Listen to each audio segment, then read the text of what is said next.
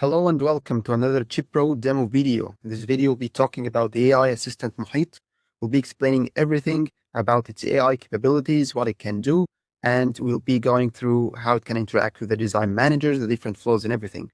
We've explained in previous videos the hierarchy and how to set up your chat module, how to set up your keys, choose your models, how to set up your embedding models. We have discussed all of that before. If you haven't watched the previous videos, I really recommend that you go watch them first. So let's just jump right into it. So we have here different flows. We have the default flow, we have the analog and the digital.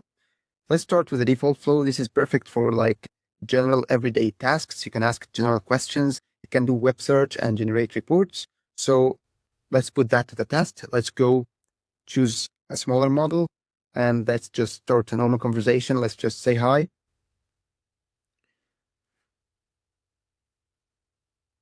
So this is simple greeting. Now let's ask it to, for example, let's ask it to do a web search or like generate a report for something. So ask it, can you list the largest 3 lakes in the world and give me links for that. So let's send that and wait for a minute.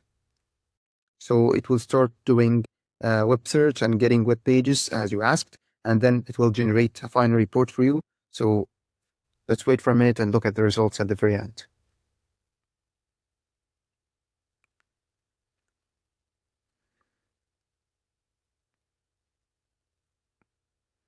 So here it finalized the report and it gave you the results. As you can see, these are the links. You can follow these links and check the content. You can even ask it to generate a full-fledged report and stuff like that. So that's it for the general assistant. You can just play around with it. Let's switch to another flow. So switching between flows requires a new chat. Each chat is related only to one flow. So if you want to deal with an analog or digital designer, you need to start a new chat. So let's put the digital designer to the test. Here we'll be asking it to do somewhat complex tasks. We'll be asking it to generate like the hierarchy as we explained before. We'll be building a 4-bit counter and we'll be running Verilog, we'll be writing Verilog code and running simulations for it and presenting the results. We'll do all of that in just a minute. So let's just jump right into that and start with our first question or our first task, but let's just switch to another model first. Let's use GPT 5.1 here. So let's just ask it to create a counter project under the GF180 MCU DPDK and create a library and a cell under it. So let's wait for a minute. This will take a bit of time, but it will generate our hierarchy. As I explained before, we have a project. Under that, we have a library. Under it, we have a cell. It will start by checking that the PDK exists. It doesn't exist. It will ask you to install it. And as you can see, it's going ahead and building our hierarchy. So let's just wait for a minute here. It's now creating the library. Then it's creating the cell. And here is our report.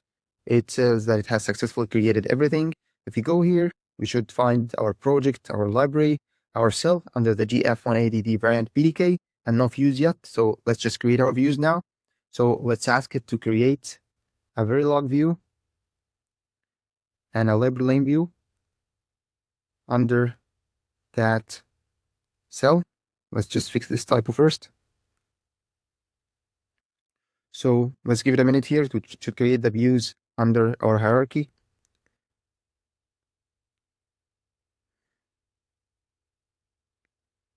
So it said that it has created the library, the cell, and the new views. So we should have our library, our cell, and our new views here. So we can check here.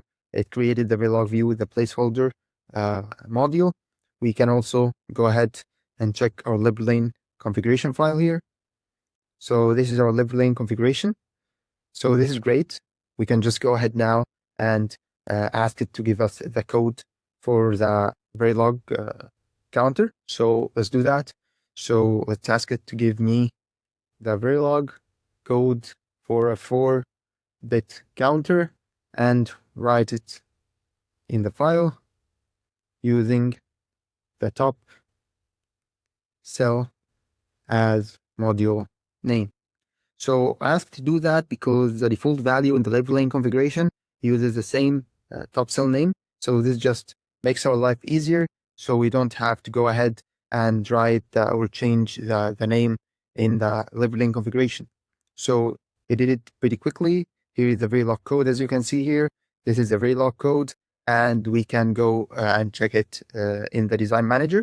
So let's go to the design manager and open the Verilog code. Here is the Verilog code. It already wrote it in the file. Everything seems perfect. So let's go ahead and run library lane. So as you can see here, we don't have any runs yet, and we check the configuration. Let's ask it to run library lane for this design, and let's see what it will do. So we'll ask it now to run library lane. Let's wait for the results. So it's getting the project, listing the libraries, and just checking that everything's correct. It always validates that everything's correct before running library lane for the design. So let's give it a second here. So I started running library lane. As you can see, these are the details. So it should have started the run successfully. Let's check that.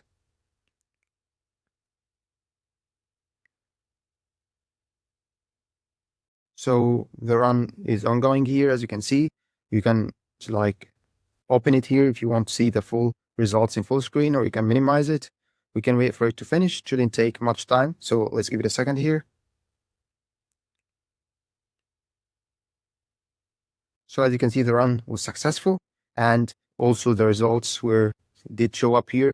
We can even visualize the layout. As you can see, this is the layout generated.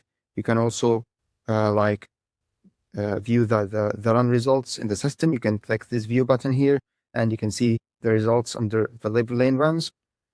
So we can also ask it to present the results for us. Present the results of the run for me. So here it should just present the results and generate a report. So let's give it a second here. So it's already done here, as you can see.